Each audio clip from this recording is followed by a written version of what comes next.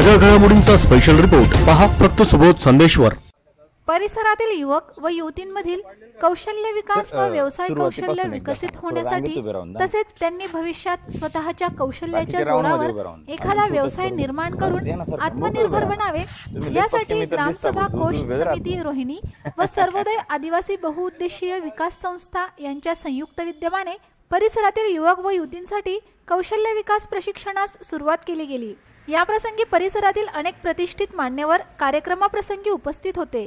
जिल्हा परिषद सदस्य कैलास पावरा यांनी तरुणांशी संवाद साधताना सांगितले की कौशल्य विकास आत्मसात केल्यामुळे आपण आत्मनिर्भर बनवणे देशाच्या उद्योगास सहभाग घेऊन प्रगती करण्यास मदत करू शकतो।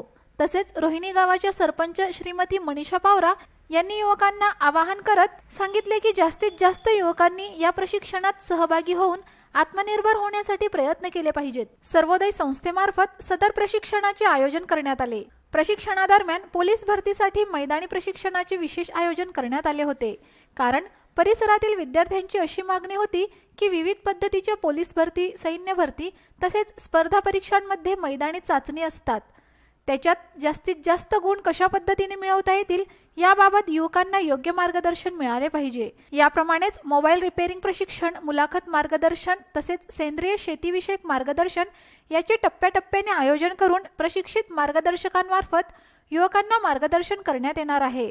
सदर कार्यक्रमाप्रसंगी रोहिणी गावाचे उपसरपंच Bansilal Banjara, police Patil Subhash Pawara, Poonamchand Pawara, doctor Anandrao Pawara, Bachu Banjara, advocate Bhaidas Pawara आदी उपस्थित होते। कार्यक्रमाचे प्रास्ताविक ग्रामसेवक मनोज कुमावत यांनी केले, तर कार्यक्रमाचे उद्देश याविषयी सर्वोदय संस्थेचे अध्यक्ष चेतन पाटील यांनी सविस्तर सांगितले।